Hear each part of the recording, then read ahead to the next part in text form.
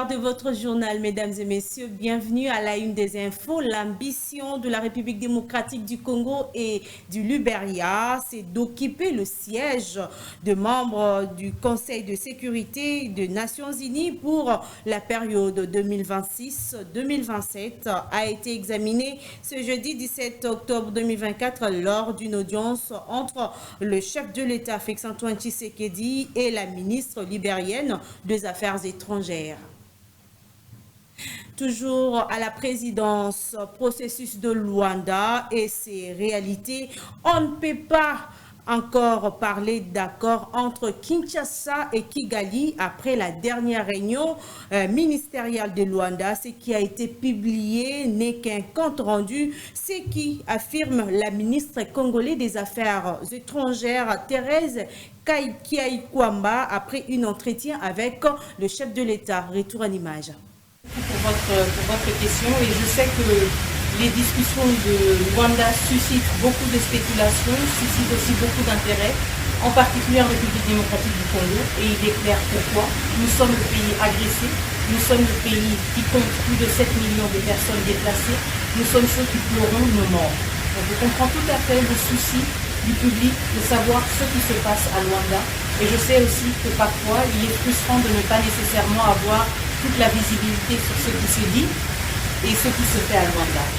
Je voudrais ici réitérer quand même que dans le souci d'avoir un processus fructueux, nous essayons aussi de limiter justement la divulgation et la dissémination d'informations sur ce processus, mais il y a évidemment un devoir de redevabilité auquel nous devons nous prêter en tant que vos représentants.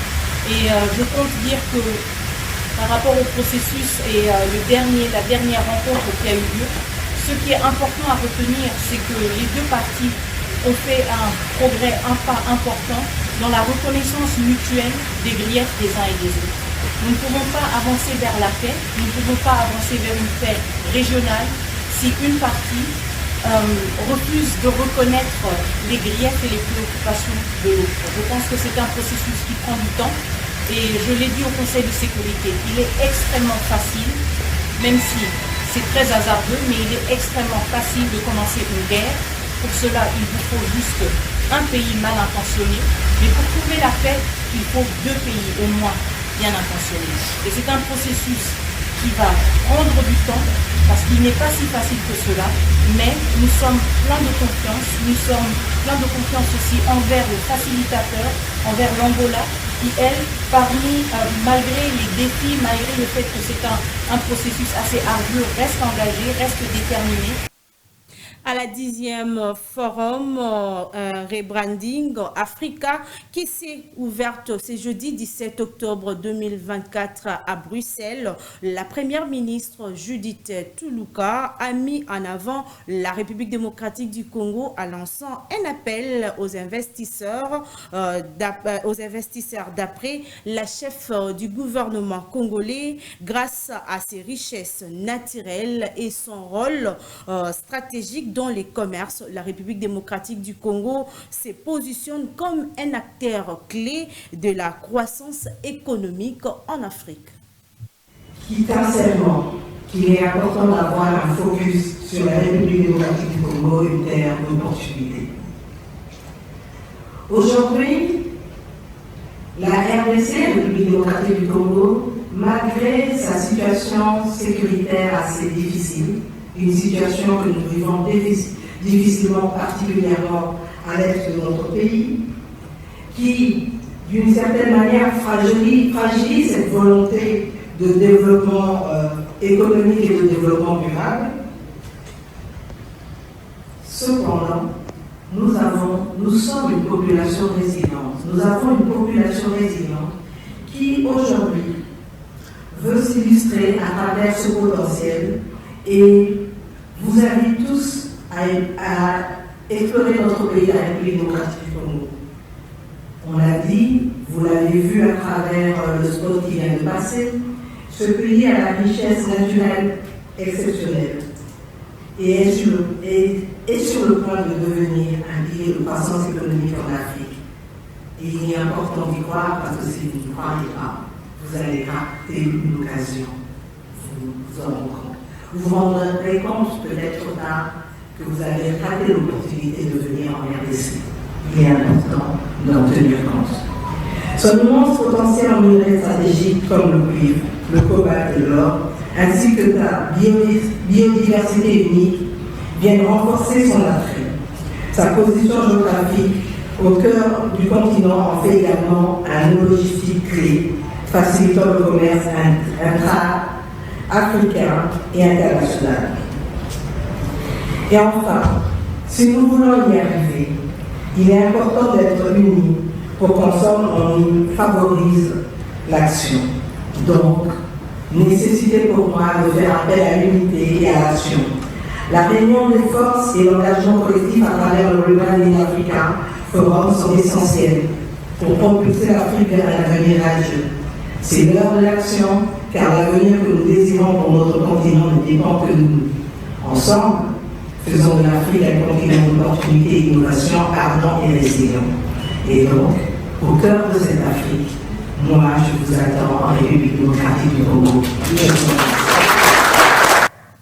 Dans un autre chapitre, lancement de la campagne agricole 2024-2025 sur toute l'étendue de la République démocratique du Congo. Au cours de cette cérémonie, le ministre d'État en charge de l'agriculture, Grégoire Mouchal, a dit que cet événement a pour but de la matérialisation du 4e pilier du programme quinquennal du chef de l'État concernant l'économie diversifiée en vue de la revanche du sol et sur sous-sol.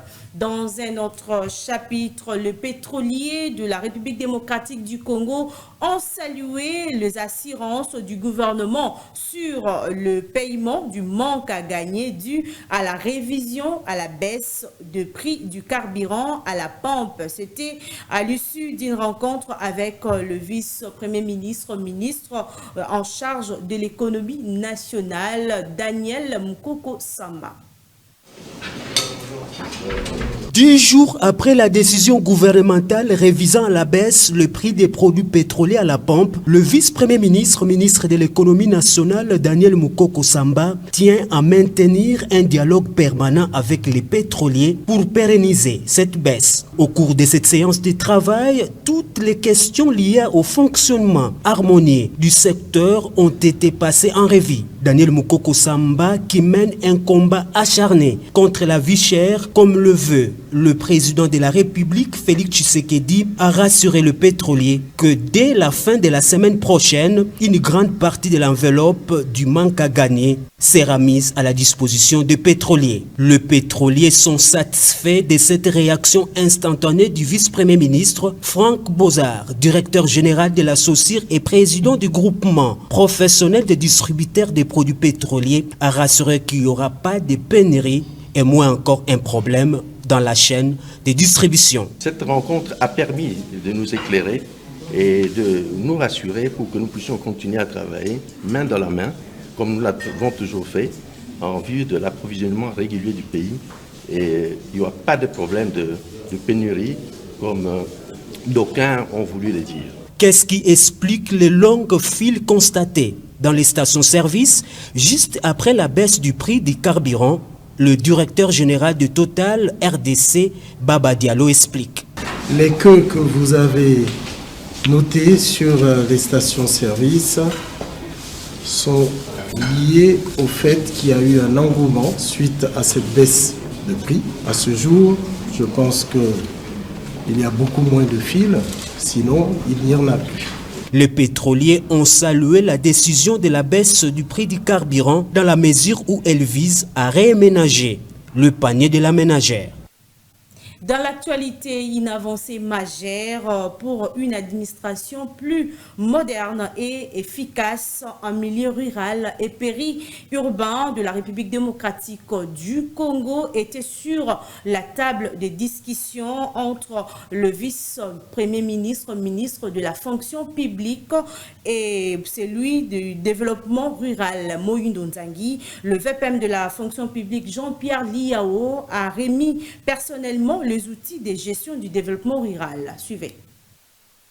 Réglementer, définir le champ d'action du secrétariat général de l'administration du ministère du Développement rural. Cet objectif a été atteint ce jeudi 17 octobre 2024 avec la signature par le vice-premier ministre, ministre en charge de la fonction publique, Jean-Pierre Liaou, en présence du ministre d'État, ministre du Développement rural, Moïndo Zangui, de cadres et des structures organiques du secrétariat général du ministère du Développement rural.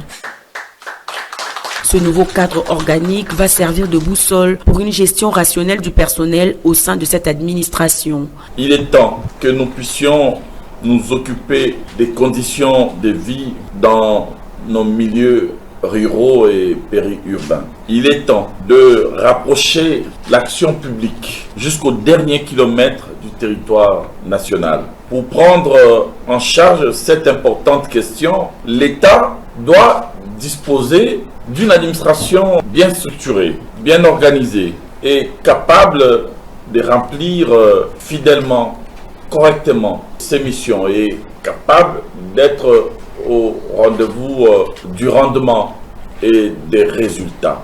Aujourd'hui, nous sommes en train de nous battre de manière générale pour juguler évidemment cette question et faire en sorte que chaque administration soit dotée d'un cadre organique pouvant lui permettre d'assurer avec efficacité, efficience sa mission. Pour le ministre du tutelle, Moïndo Zangui, la signature de cadres et des structures organiques va contribuer à l'accomplissement des projets de développement à la base en vue de matérialiser la vision du chef de l'État, Félix-Antoine Tshisekedi Tshilombo. L'acte qui a été fait aujourd'hui nous permet de pouvoir harmoniser tout ce que nous avons comme action au niveau de l'administration.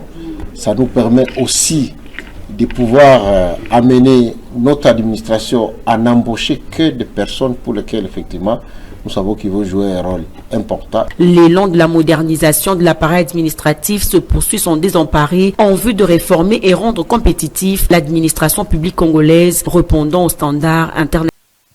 Parlons justice. Dans ce journal, le ministre de la Justice et garde des Sceaux, Constant Mutamba, a tenu une réunion avec des agents de la police judiciaire sur l'arrestation brutale et honteuse du journaliste Patrick Lokala et toutes ces personnes qui ont subi des violences lors de cet échange. Le ministre de la Justice a pris de mesures sévères, celui de suspendre et arrêter les agents responsables de ces habits. Suivez. C'est ça la justice. On est allé à la résidence du journaliste Patrick Lokala. Vous arrivez à la résidence d'un citoyen. Est-ce que vous avez des gaz lacrymogènes? Mais ces gaz-là qu'on a largués dans sa résidence, c'est venu d'où? Donc, on lance des moutons noirs pour agir en lieu et place des APJ et des IPJ, pour ternir l'image des agents des parquets. Vous l'emmenez et dans le véhicule, vous l'étranglez. Vous l'étranglez. Et vous filmez, vous prenez ces images, vous postez ça. C'est nous-mêmes qui rendons cette justice malade, nous-mêmes. Et je le dis, vous le faites à... Dans un autre chapitre, une séance de travail a eu lieu jeudi entre le gouverneur de la ville, Daniel Bumba Lubaki, et de membres du bureau de l'Assemblée provinciale de Kinshasa. Il était question de passer en revue le tout premier projet dédié de finances exercice 2025 avant son dépôt à l'organe délibérant. Après cet entretien, le gouverneur de la ville, Daniel Bumba, s'est confié à la presse pour donner quelques détails. Hello, la conférence et ma président, na bureau, à APK. Ils avaient qui pour la séance de travail en préparatif, il y a pas de finances que vous avez déposé, il fallait qu'il intégrer les désidérata, il y a élu, au regard, il y a des demandes que vous avez pour dans la population. Il y a tout ça qui se dans ce travail, on l'équipe bien, harmonie, libellé. Tout ça indique que le gouvernement, l'exécutif, le législatif réuni, pour relever les défis, vous avez dit déranger biso qui n'a pas d'opportunité pour lancer la ville na biso et rayonner. Tous allez bon elongo déterminé asima il y a déjà tout à mon compte mboka ou à la ville de Kinshasa ils à la bon réunis le gouvernement peut dans cela il y a premier ministre Titi Bisoté dans le ministère sectoriel au niveau gouvernement central vous allez pour appuyer ville des dynamiques vous allez pour caractériser biso au niveau de la province Kinshasa ils allaient bon miroir côté les mapes qu'on a Kinshasa ils allaient côté les mapes qu'on a et République démocratique du Congo des tina bosana sur le lot pour na bon sa collaboration pour que tout répondre rapidement à la desiderata et la population d'Abisso. Merci. Rendons-nous à l'Est, une série de tueries et violations de droits humains au Nord Kivu, dans l'Est de la République démocratique du Congo. Une nouvelle coalition de l'opposition et de la société civile ont lancé ce vendredi 18 octobre 2024 une alerte sur la situation sécuritaire dans la ville de Goma. Johnson Boutangaza, membre de la coalition, explique la situation actuelle. Vous êtes conscient qu'on a enterré des sans-cercueil. On s'est limité à enterrer. On est rentré malgré tous les scandales qui ont suivi l'enterrement. Chacun est rentré à la maison 2 jours, 3 jours après. Ça ne faisait plus partie de l'actualité. Il y a quelques jours encore, on a enterré des gens qui sont tombés dans le naufrage sur les lacs. Après quelques jours de larmes et pleurs, le nombre de vues sur les réseaux sociaux, aujourd'hui, ça ne fait plus partie de l'actualité. Donc, nous pensons qu'il faut qu'on arrête ce que dans son temps, le professeur Kamana appelait l'imbécilisation collective. Le mal, nous continuons à le banaliser. Et c'est très grave pour un peuple. Donc, s'il y a déjà des forces qui pensent qu'il faut qu'on aille au-delà de nos intérêts, qu'on mette des efforts ensemble, tout ce que nous demandons également à la presse de faire, c'est d'encourager déjà ces pas franchis. Ça veut dire que c'est une bataille citoyenne qui n'est pas aussi facile, mais également ça s'inscrit dans la logique de la démocratie qui fait que le contrôle citoyen soit très sérieux, très rigoureux. Avec l'état de siège, on a mis en berne toutes les forces des institutions qui étaient censées également contrôler la gestion de la province, ce qui veut dire qu'on n'est pas en mesure de savoir quel est le projet exécuté, quel est le projet qui n'est pas exécuté. Pourquoi tel service ne fait pas exactement son travail? Ça, c'est le travail qui revient également à l'Assemblée provinciale, mais qui est mis aujourd'hui en congé. Les organisations de la société civile sont tombées également sur le coup de la haute crise qui a frappé la province. Et on peut comprendre, mais dans tout ça, s'il y a quand même quelques conscients qui se réveillent pour dire « arrêtons quand même ». C'est de notre avenir qu'il s'agit, c'est de notre identité qu'il s'agit. C'est la paix également des générations qui vont venir après nous qu'il s'agit.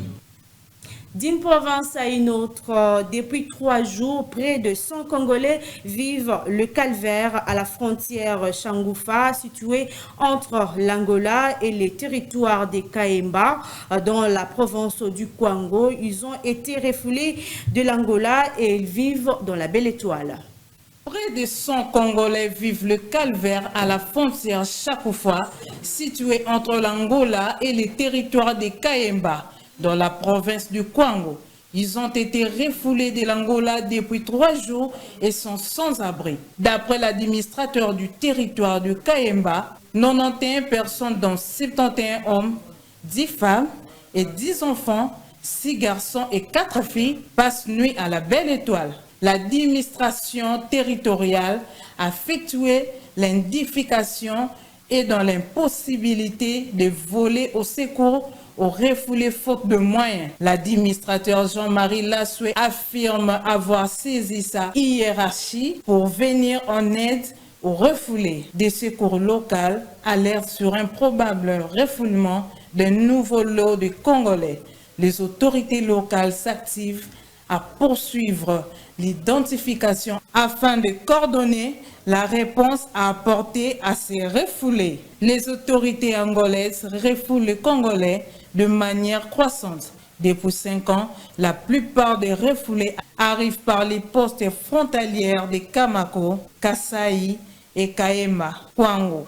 Ces mouvements de refoulement ont plusieurs fois fait objet des rencontres entre les autorités de Kinshasa et de Luanda. Mais depuis, ils n'ont jamais...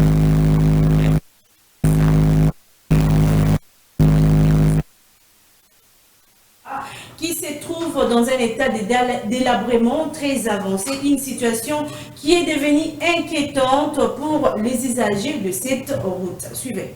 L'avenue Kianza dans la commune d'Engaba est l'unique principale artère de cette municipalité. Mais elle se trouve dans un délabrement très avancé, dans sa partie comprise entre Siperlemba et sa maison communale. Cette avenue est devenue un calvaire pour les autobus et les taxis-motos qui la fréquentent. Des nids de poules y sont présents, ces tronçons est devenu un danger permanent pour les usagers. Avec ces nids de poules qui se trouvent non loin l'avenue de la maison communale d'Engaba, l'avenue Relikianza vers Siperlemba, ces nids de poules rendent difficile la circulation des véhicules. Alors que la révolution de la modernité des infrastructures est quasi absente dans plusieurs artères de la capitale Kinshasa. De nombreuses artères très fréquentées de Kinshasa sont dans un état de délabrement avancé, créant ainsi des difficultés majeures pour les déplacements quotidiens de ses habitants. Une situation de plus en plus préoccupante qui entrave la mobilité de la population. Parcourir 1 kilomètre en voiture sans tomber dans un trou est devenu impossible dans la capitale congolaise. Parlons sport dans ce journal, 3e journée du groupe B, Ligue 1. Pas de vaincu ni vainqueur de ce jeudi 17 octobre 2024 au stade de Martyrs de la Pentecôte. Le Daring Club Motema Pembe a réussi à tenir l'AS Maniema Union en échec. Le club vert et blanc de la capitale a obtenu un match nul d'un but partout avec beaucoup d'enthousiasme devant le vert noir de Kindu. Ce jeudi 17 octobre, au stade des Martyrs, le Daring Club Motema Pembe a réussi à tenir l'AS Maniema Union en échec. Le club vert et blanc de la capitale a obtenu un match nul d'un but partout avec beaucoup d'enthousiasme devant le vert et noir de Kindu à la poursuite de la 3e journée du championnat national Ligue 1 pour le compte du groupe B. Mené au score depuis la première mi-temps avec un but de Rachidi Mujinga à la 40e minute, qui donne l'avantage aux siens. Pour Musinga, les Tigres, Musinga! Aïe aïe aïe! En toute logique, ce coup de génie, Musinga Komambo, l'ancien DDSMP, il s'excuse quand même. Vraiment, il n'a pas pu célébrer son but, un très joli but de sa part. Il a enroulé le ballon et les gardiens ne peuvent constater que le dégât. Musinga Komambo. Revoyons encore l'action, voilà. Les Verts et Blancs ont réussi à égaliser en seconde mi-temps grâce à Arsène Gomez à la 65e minute. Ce coup de pied arrêté. Un spécialiste de cet exercice aussi. Et voyons voir ce que ça va donner la concentration. Le centre de Junon Abou connaît la tête. Superbement bien joué cette tête. Ce coup de tête de Gomez. DSMP qui obtient ce but égalisateur. Un but partout. On revoit encore cette action. Un beau centre et le coup de tête. Les gardiens n'a qu'à constater les dégâts. Voyons la détente. Très bien joué de la part de ce joueur Gomez. Avec ces résultats, le DSMP peut souffler et de tirer parti de ces matchs nuls au goût des victoires pour se relancer au classement.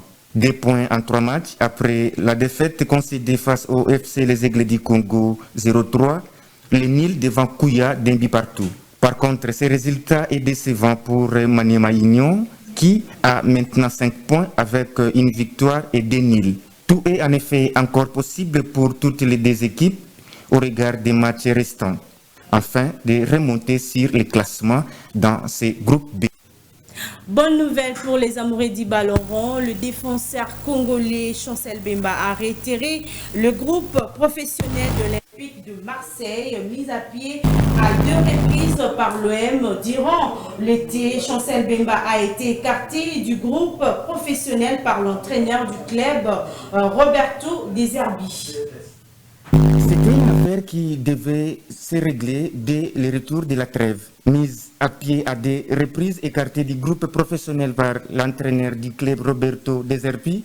Depuis le début de la saison, Chancel Mbemba, à 30 ans d'âge, a réintégré ce jeudi 17 octobre du groupe professionnel de l'Olympique de Marseille. Cette décision est arrivée après le verdict rendu par la commission juridique de la Ligue de football professionnel qui a donné tort au club olympien. Réunie pour étudier les dossiers disciplinaires du Marseillais, la commission juridique de la LFP avait tranché en faveur de Chancel Mbemba alors qu'il était sanctionné par une retenue de salaire de 14 jours à la suite de l'accrochage avec Ali Zarak. La commission juridique de LFP a contraint l'OM à la réduire à 6 jours en respect d'un barème dressé par l'Olympique de Marseille pour ce type de faute précise. Et enfin, prévu le 14 octobre dernier, le 21e édition du championnat d'Afrique de nations des boxe amateurs aura bel et bien lieu à Kinshasa, en République démocratique du Congo, mais une date autre que celle initialement annoncée par les organisateurs, soit le samedi 19 octobre 2024 au gymnase du stade de Martyrs de la Pentecôte.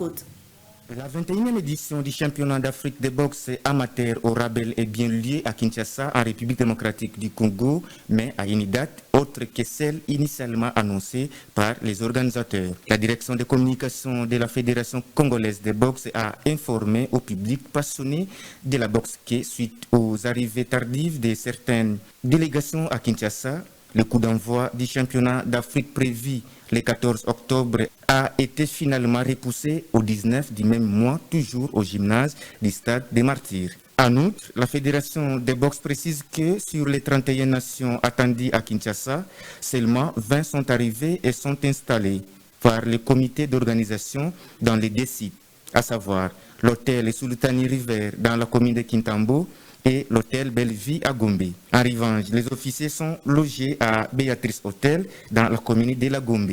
Pour rappel, l'équipe nationale congolaise de boxe a préparé sa compétition depuis plusieurs semaines au stade des Martyrs à Kinshasa sous la supervision de la direction technique nationale notamment. Elle constitue de 25 athlètes dont 12 dames.